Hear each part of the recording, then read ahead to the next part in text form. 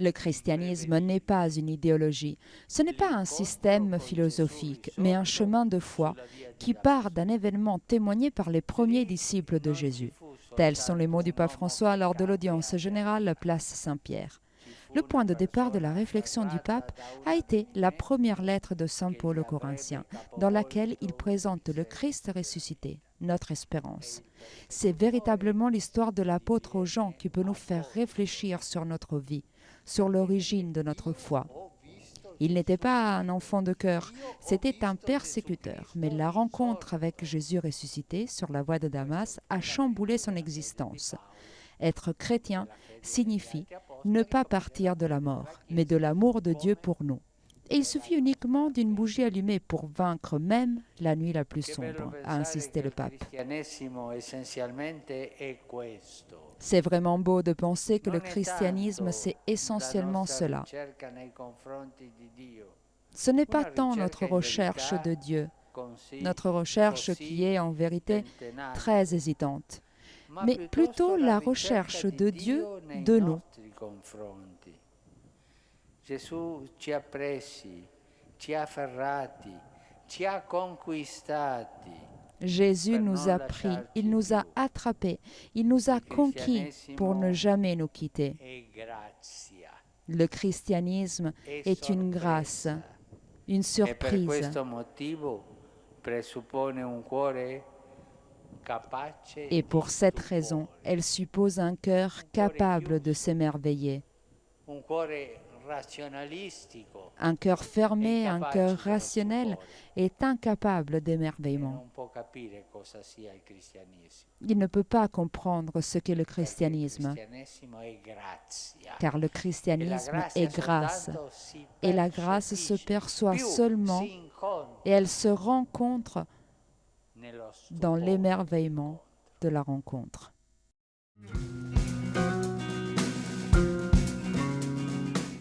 Les bergers de Fatima, Francisco et Jacinta Marto, seront proclamés saints le 13 mai prochain. Le pape François l'a annoncé aux cardinaux lors d'un consistoire ordinaire au Vatican ce jeudi 20 avril. La canonisation aura lieu durant le voyage apostolique du pape à Fatima pour le centenaire de la première apparition de la Vierge. Quand la Mère de Dieu apparut à Francesco et à Jacinta en 1917, les deux frères et sœurs avaient 8 et 7 ans, étaient accompagnés de leur cousine de 10 ans, Lucia dos Santos. Quelques années après, Francisco et Jacinta meurent durant une épidémie de grippe espagnole, tandis que Lucia décède à 98 ans en 2005. Ces enfants quasiment analphabètes, bergers, ont eu une vie courte mais riche de foi, d'amour et de prière, a expliqué le cardinal Angelo Amato, préfet de la Congrégation des causes des saints qui a présenté les figures des futurs nouveaux saints. Seront aussi canonisés le 15 octobre prochain 30 martyrs brésiliens massacrés en 1645 durant l'occupation hollandaise au nord-est du pays. Andrea de Soveral, Ambrogio Francesco Ferro, prêtre diocésain, le laïc Matteo Moreira et 27 compagnons qui furent assassinés par des soldats hollandais pour ne pas avoir renié leur foi catholique et ne pas s'être convertis au calvinisme. Avec eux seront proclamés saints les adolescents martyrs mexicains Cristoforo, Antonio et Giovanni. Élevés par des franciscains durant la première partie du XVe siècle, ils se sont éloignés du culte local des idoles et ont été tués. Cristoforo par son propre père. Enfin seront aussi canonisés le 15 octobre Faustino Miguez, prêtre piariste espagnol qui vécut entre le XVIIIe et le XIXe siècle, fondateur de l'Institut Calasanz des Filles de la Divine Bergère, et le père capucin Angelo da Acri, de son vrai nom Luca Antonio Falcone, qui a vécu entre les XVIIe et XVIIIe siècles. Infatigable propagateur de la parole de Dieu et défenseur des plus faibles.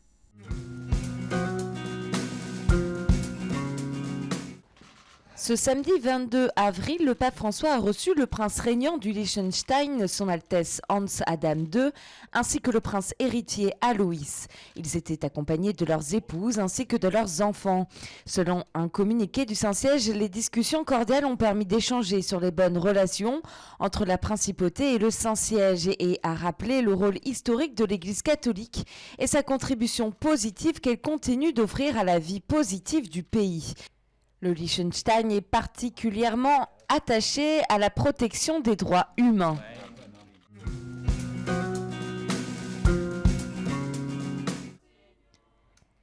L'Église est une église de martyrs, a rappelé le pape François dans la basilique de Saint-Barthélemy sur l'île Tibérine dans le centre de Rome.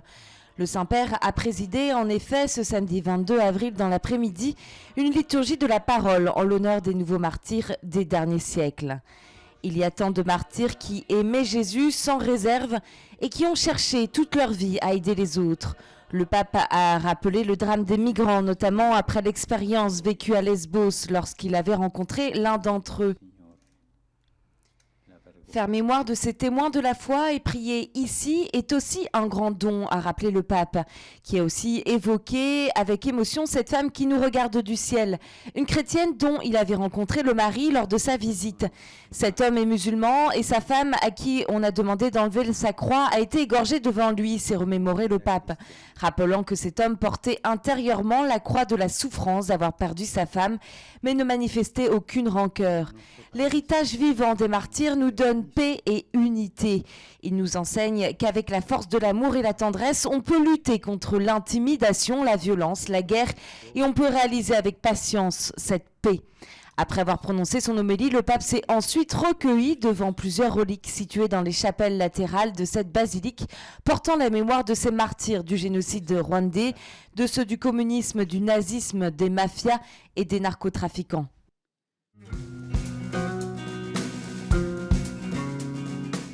Aujourd'hui, l'Église célèbre la Divine Miséricorde, une fête voulue par le pape Saint Jean-Paul II le dimanche qui suit Pâques. En cette période après Pâques, a rappelé François, le dimanche a une signification encore plus lumineuse, car dans la tradition de l'Église, on l'appelle in albis, en souvenir du rite du baptême, où chaque baptisé endossait un vêtement blanc pour indiquer leur dignité d'enfant de Dieu. Cette miséricorde vécue à la lumière de Pâques se laisse comprendre comme une forme véritable de connaissance du mystère que nous vivons, a poursuivi le pape. Elle ouvre la porte de l'esprit pour mieux comprendre le mystère de Dieu et de notre existence personnelle. Elle nous fait comprendre que la violence, la rancœur, la vengeance n'ont aucun sens et que la première victime est celui qui est animé par ses sentiments. La miséricorde ouvre aussi la porte du cœur et permet d'exprimer sa proximité, surtout envers ceux qui sont seuls et marginaux, parce qu'elle les fait se sentir frères et fils d'un seul Père. Cette miséricorde, en somme, nous sommes tous invités à la vivre. Nous sommes tous invités à être des instruments de justice, de réconciliation et de paix. N'oublions jamais quelle est la clé de toute voûte de la foi et la forme concrète par laquelle nous nous rendons visible la résurrection de Jésus. À l'issue de la prière, le pape a remercié les fidèles pour les nombreux messages d'affection qu'il a reçus pour la fête de Pâques.